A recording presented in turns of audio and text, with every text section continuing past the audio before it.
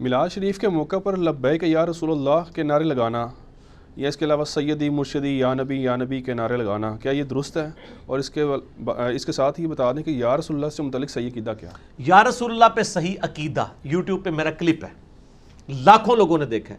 جو یا رسول اللہ کے نعرے لگاتے ہیں نا، ان کے کلپ نہیں اتنے لوگوں نے دیکھے جتنا ہمارا وہ کلپ دیکھا ہوا ہے۔ اس میں نے یہ سارے دلائل ذکر کیے تھے کہ یا رسول اللہ سے ہمیں کوئی چڑ نہیں، لبیک کا یا رسول اللہ بھی آپ کہہ سکتے ہیں اگر آپ کی نیت لبیک اللہم لبیک کے اگینسٹ نہ ہو۔ لبیک کا مطلب ہے میں حاضر ہوں۔ اگر ایک شخص کوئی کہتا ہے یا رسول اللہ میں حاضر ہوں کہ میں آپ کی محبت میں داڑھی رکھوں گا، چاہے میری ماں مجھے دودھ بھی نہ بخشے، میں حاضر ہوں یا رسول اللہ، اوتے نالے ٹھوس ہو جان گے۔ یا رسول اللہ میں فجر کی نماز روزانہ پڑھا کروں گا، میں حاضر ہوں، ٹھوس۔ اس طرح کے لبیک ہیں، تو اس سے المدد تو ثابت نہیں ہوتا۔ بخاری مسلم میں حدیث ہے کہ صحابہ کرام لبیک یا رسول اللہ کہتے تھے۔ وہ معاذ بن جبل والی جو حدیث آتی ہے، آپ نے پیٹھ کے پیچھے سوار کیا، بخاری مسلم دونوں میں، مشکات کی پہلی جلد میں آپ کو شروع میں مل جائے گی کتاب الایمان میں۔ آپ نے فرمایا معاذ کا لبیک یا رسول اللہ۔ پھر تھوڑی دیر آگے سواری کی، آپ فرمایا معاذ میں تجھ سے محبت کرتا ہوں۔ انہوں نے کہا یا رسول اللہ میں بھی آپ سے محبت کرتا ہوں۔ پھر کہا کہ میں تمہیں ایک بات بتاؤں کہ جانتے ہو کہ اللہ کا اپنے بندوں پہ کیا حق ہے؟ کہا یا رسول اللہ اللہ اور اس کا رسول بہتر جانتا ہے۔ فرمایا حق یہ ہے کہ بندے اس کی عبادت کریں اور اس کے ساتھ کسی کو شریک نہ ٹھہرائیں۔ صرف عبادت نہیں سر، ایاک نعبد نہیں و ایاک نستعین بھی، اللہ ہی کو مدد کے لیے پکاریں۔ تو پھر آپ سے تھوڑی دور سواری کی، آپ میں معاذ کا لبیک یا رسول اللہ۔ جانتے ہو کہ جو بندہ اللہ کے ساتھ شرک نہ کرے اور اسی کی عبادت کرے، پھر اس بندے کا اللہ پہ کیا حق ہے؟ ہائے ہائے ہائے ہائے ہائے ہائے کہ یا رسول اللہ اللہ اور اس کا رسول بہتر جانتے ہیں۔ فرمایا بندے کا، ایسے بندے کا جو مشرک نہ ہو اور اللہ کی عبادت بھی کرتا ہو، یعنی نماز بھی پڑھتا ہو، باقی احکامات بھی، ایسے بندے کا اللہ پر یہ حق ہے کہ اللہ تعالیٰ اسے عذاب نہ دے اور جنت میں داخل کرے۔ یہ میرا رائٹ ہے میرے گاڈ کے اوپر، جس طرح گاڈ کا رائٹ میرے اوپر ہے نا، اگر میں وہ بے کر لوں پھر میرا رائٹ اوبلیگیٹری ہو جائے گا گاڈ کے اوپر۔ حالانکہ اللہ تعالیٰ پہ تو کوئی چیز واجب نہیں ہے، لیکن اس نے خود اپنے اوپر یہ واجب کر لیا ہے کہ جو میرا بندہ تابع فرمان ہو جائے تو ٹھیک ہے، پھر مجھ پہ واجب ہے میں اسے رسپانس کروں۔ اس میں لبیک یا رسول اللہ آتا ہے۔ نماز میں بخاری مسلم میں آتا ہے، جب تم پڑھو گے السلام علیک ایھا النبی ورحمۃ اللہ وبرکاتہ، السلام علینا وعلی عباد اللہ الصالحین، تو زمین و آسمان میں تمام نیک بندوں تک تمہارا سلام پہنچ جائے گا۔ تو ہم نماز میں یا نبی اللہ کہہ رہے ہیں نا، لیکن اس میں حاضر و ناظر تو ثابت نہیں ہو جاتا۔ وہ تو یعنی ہمارا اس میں الفاظ ہیں کہ اللہ تعالیٰ تمہارا سلام پہنچا دے گا، تو بالکل اللہ ہی پہنچا رہا ہے۔ تو یا رسول اللہ تو ہم مانتے ہیں، ہم کہتے ہیں المدد یا رسول اللہ نہ کہیں، وہ دعا صرف اللہ ہی سے۔ میرا ریسرچ پیپر بھی ہے اور مسئلہ نمبر 3 بھی ہے، اور ایک اور کلپ ہے مفتی اکمل صاحب کے دھوکے کا جواب۔ وہ کہتے ہیں ہم امی سے روٹی مانگتے ہیں تو یہ بھی شرک ہو جائے گا۔ سر اس کو کون شرک کہہ رہا ہے؟ یہ تو قرآن میں آیا وَتَعَاوَنُوا عَلَى الْبِرِّ وَالتَّقْوَى وَلَا تَعَاوَنُوا عَلَى الْإِثْمِ وَالْعُدْوَانِ۔ یہ میرے پاس بلال بھائی بیٹھے، میں ان کو کہتا ہوں مجھے پانی پلا دیں، یہ کون شرک کہتا ہے؟ یہ تو قرآن میں حکم ہے۔ لیکن یہ بلال بھائی بغداد شریف میں وہاں بھی قبر کے اندر ہے، اور میں کہوں بلال بھائی مجھے پانی پلا دیں، تو یہ پھر شرک ہو جائے گا، ایاک نستعین کی وائلیشن ہو جائے گی۔ باقی آپ میرے وہ کلپس دیکھ لیں تو آپ کو کلیئر ہو جائے گا کہ ہمیں یعنی اس سے کوئی مسئلہ نہیں ہے۔ ایک اور بھی پیش کرتے ہیں جی، وہ جنگ یمامہ کے موقع پر وہ عمر سیریز میں بھی فلم آیا ہے، یا محمدہ کا نعرہ لگایا تھا صحابہ کرام نے۔ پہلی تو بات ہے یہ تاریخ ابن کثیر میں بے سند روایت ہے، یہ روایت کی سند ہی کوئی نہیں ہے۔ دوسری بات یہ ہے کہ یہ تو ان کے اپنے عقیدے کے خلاف ہے اور ہمارے بھی عقیدے کے خلاف ہے۔ قرآن میں واضح ہے سورۃ الحجرات میں، سورہ نور میں، کہ نبی علیہ السلام کو اس طرح نہ پکارو جس طرح آپس میں ایک دوسرے کو پکارتے ہو۔ اس کے بعد سے کبھی کسی صحابی نے یا محمد نہیں کہا، یا رسول اللہ کہتے تھے۔ یا محمد کہنا تو گستاخی ہے امت کا، اللہ کہہ سکتا ہے۔ بخاری مسلم میں حدیث ہے کہ جب حدیث شفاعت میں نبی علیہ السلام سجدہ کریں گے تو اللہ تعالیٰ کہے گا اے محمد اپنا سر اٹھاؤ۔ یہ تو کہتے ہیں اللہ بھی نہیں کہے گا، گستاخی ہو جائے۔ وہ اکثر کہہ رہے ہوتے ہیں نا اللہ نے بھی کہا یا ایھا الرسول یا ایھا المزمل، اللہ نے یا محمد نہیں کہا، یا ابراہیم کہا ہوا ہے، یا موسیٰ کہا ہوا ہے۔ سر کیا ہوا ہے بخاری مسلم میں؟ آپ کے لوگوں نے آپ کو نہیں بتایا تھا۔ حدیث شفاعت کھولے اس میں یا محمد کا ذکر ہے۔ اسی طریقے سے وہ جو حدیث ہے ترمذی میں جو نبی علیہ السلام نے خواب میں اللہ کو دیکھا تھا، اس میں بھی یا محمد کے الفاظ ہیں۔ اے محمد یہ فرشتے کس میں جھگڑ رہے تھے؟ وہ آپ کو مشکات میں 748 نمبر یہ حدیث مل جائے گی، بڑی لمبی حدیث ہے۔ تو یہ اللہ پہ پابندیاں لگاتے ہیں. تو اس میں مجھے بتائیں کہ صحابہ کرام حضور کی وفات کے بعد یا محمد کس طرح کہہ سکتے تھے؟ یا رسول اللہ تو سمجھ آتی ہے, یہ تو گستاخانہ ہے. اگر بچیوں نے یا محمد کا نعرہ لگایا تو وہ تو ہجرت کے وقت تھا نا, وہ تو مدینے میں سورہ نور نازل ہوئی ہے نا, سورہ حجرات, بعد میں اللہ نے منع کر دیا. پھر کوئی صحابی یا محمد نہیں کہتا تھا, یا رسول اللہ ہی کہتے تھے. ایون آپ دیکھیں کبھی حضور صلی اللہ علیہ وسلم کی بیویوں نے نہیں کہا کہ میرے خاوند نے فرمایا. حضرت عائشہ بھی کیا کہتی ہیں؟ قال رسول اللہ صلی اللہ علیہ وآلہ وسلم. سورہ حجرات میں ہے کہ یہ جو نبی تم میں اندر موجود ہے, یہ یاد رکھو کہ یہ اللہ کے نبی ہیں. ابو بکر یہ کبھی خیال نہ کر لے کہ یہ میرا داماد ہے تو میرے بچوں کی جگہ ہوا. ابو بکر بھی کہے گا قال رسول اللہ. سیدہ فاطمہ بھی کہیں گی قال رسول اللہ صلی اللہ علیہ وآلہ وسلم. ٹھیک ہے نا. وہ آپ کا جو منصب اتنا بھاری ہے, تو یہ یا محمد والا مسئلہ حل کریں نا کہ یہ تو گستاخی ہے. اس اگر ہم نعرے کو مان لیں تو پھر وہ مسئلہ حل کیا کریں گے کہ صحابہ کرام کو تو اللہ نے منع کیا یا محمد کہنے سے, تو پھر انہیں یا محمد کا نعرہ لگا کے کیا کیا؟ ایسا انجینئرنگ ہے, انجینئرنگ. بچائیں پھر آپ کو دستبردار ہونا پڑے گا کہ روایتی جعلی ہے, ورنہ صحابہ کرام پہ توہین لازم آ جائے گی یا محمد کہنے کی وجہ سے. انجینئرنگ کی ہے نا. ٹھیک ہے. ایک اور روایت پیش کرتے ہیں الادب المفرد سے, انٹرنیشنل نمبر کے مطابق 964 ہے وہ.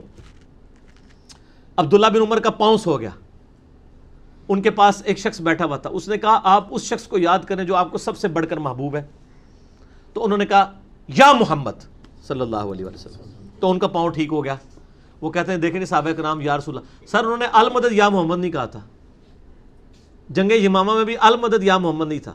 یہاں پھر میں سوال کروں گا کہ عبداللہ بن عمر نے کس طرح یا محمد کہہ دیا؟ ان کو تو یا رسول اللہ کہنا چاہیے تھا. اچھا, ایک روایت میں الادب المفرد کی ایک جو چل رہی ہے نا سند, اس میں لفظ ہے, انہوں نے کہا محمد, یا ہے ہی نہیں ہے اس میں. وہ پھر بھی ہم مان سکتے ہیں. ویسے تو یہ روایتیں ہی اس میں ابو اسحاق مدلس ہیں, ان سے روایت کر رہے ہیں اور سما کی تصریح نہیں ہے. روایت ضعیف ہے. اگر کوئی صحیح بھی مانے نا تو وہ خالی محمد والی ٹھیک ہوگی, یا محمد کو یا رسول اللہ کریں, ورنہ عبداللہ بن عمر کے اوپر گستاخی کا فتویٰ لگ جائے گا. وہ یا محمد نہیں کہہ سکتے تھے, یا رسول اللہ کہنا چاہیے تھا.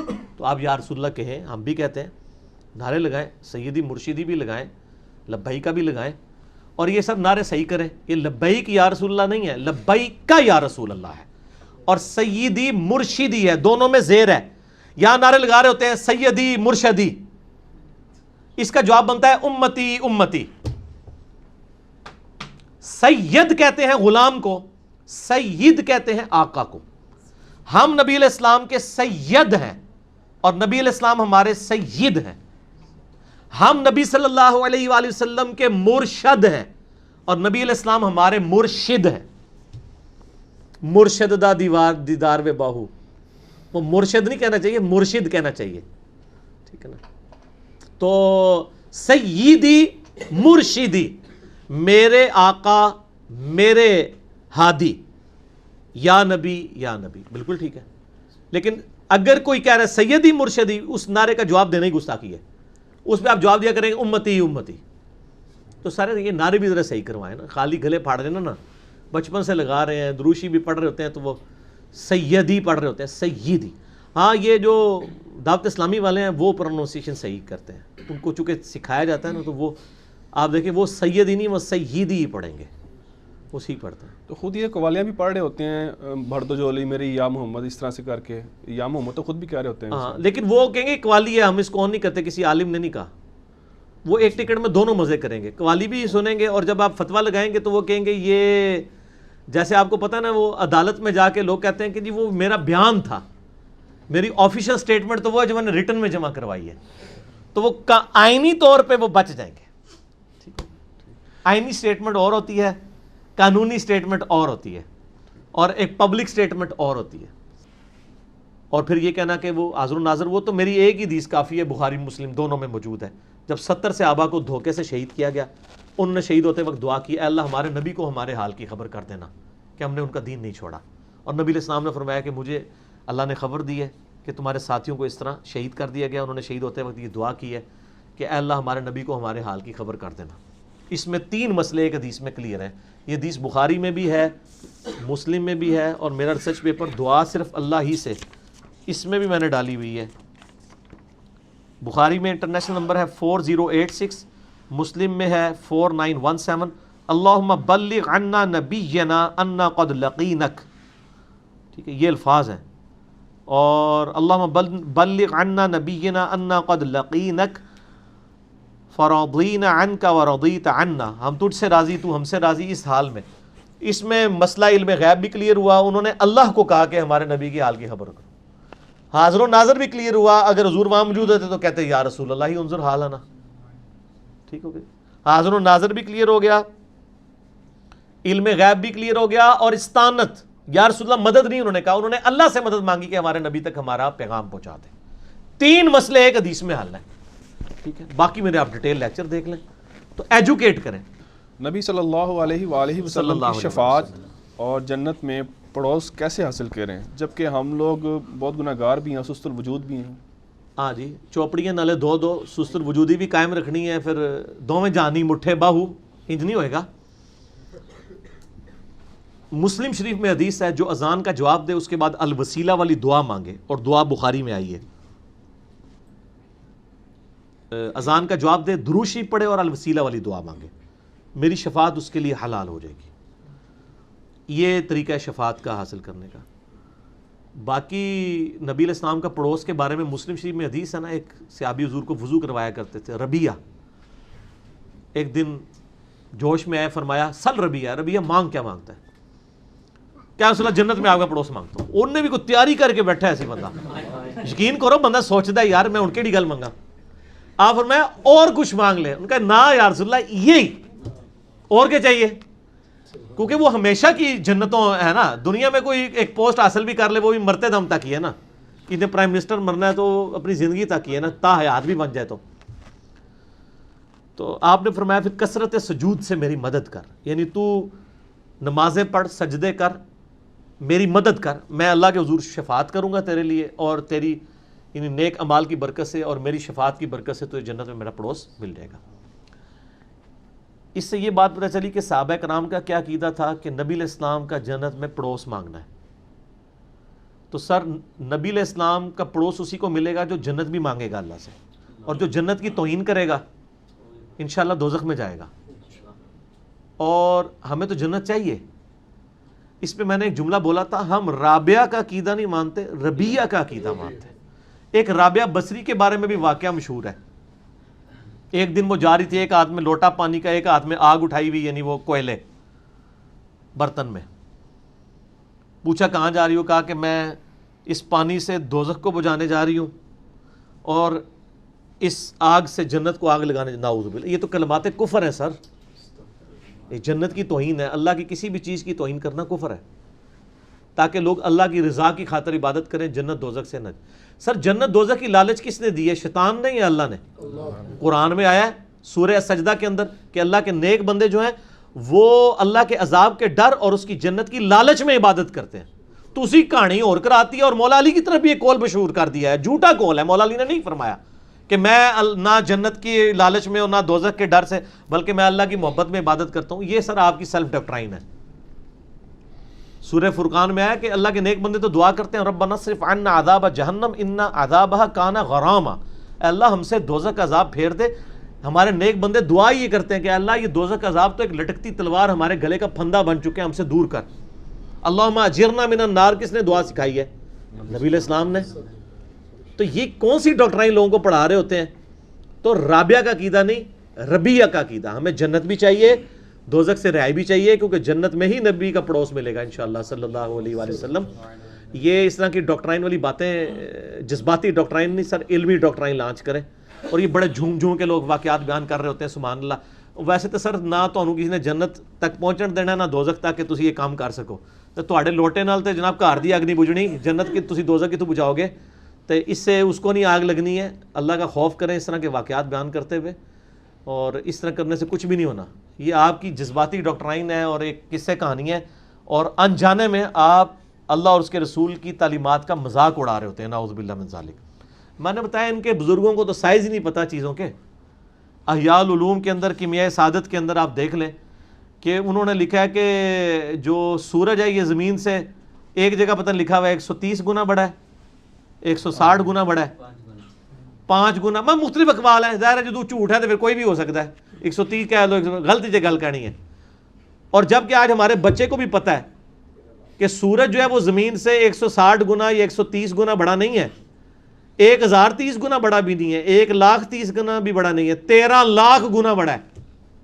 تو آپ کے بزرگوں کو تو یہ سائز بھی نہیں پتا تھے، اور آپ یہ دعویٰ کرتے ہیں وہ لوگ محفوظ پڑھتے تھے. سب جھوٹ ہے، ایسا نہیں ہے. اور یہ امام غزالی نے لکھا ہوا ہے. تو اتنی بڑی ان سے اگر غلطی ہوئی ہے، اس کے مطلب ان کو سائنس کا نالج نہیں تھا. علم غیب والی تو بات ہی جھوٹی ہوتی ہے نا، وہ تو بات ہی غلط ہوتی ہے. تو اس قسم کی یعنی یہ چیزیں. اور یہ وہ ہم بھی وہ جب زمانہ بریلویت میں وہ شعر پڑھا کرتے تھے نا، خدا گر قیامت میں فرمائے مانگو، لگائیں گے دیوانے نعرہ مدینہ.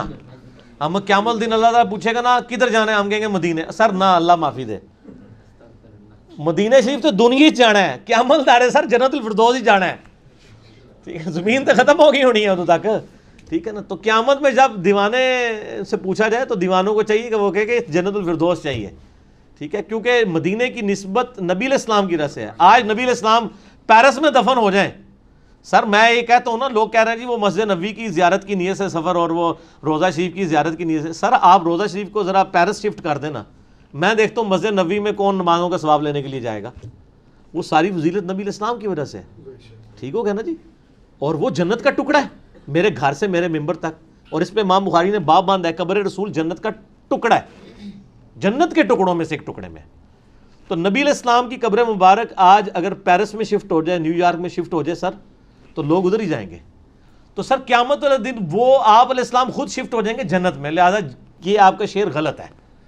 خدا گر قیامت میں فرمائے مانگو، لگائیں گے دیوانے نعرہ مدینہ. مدینہ نہیں لگائیں گے، وہ جنت الفردوس کا نعرہ لگانا چاہیے. دیوانے تھوڑے جو علمی بھی ہو جاؤ نا، دیوانگی نہ خالی دکھاؤ.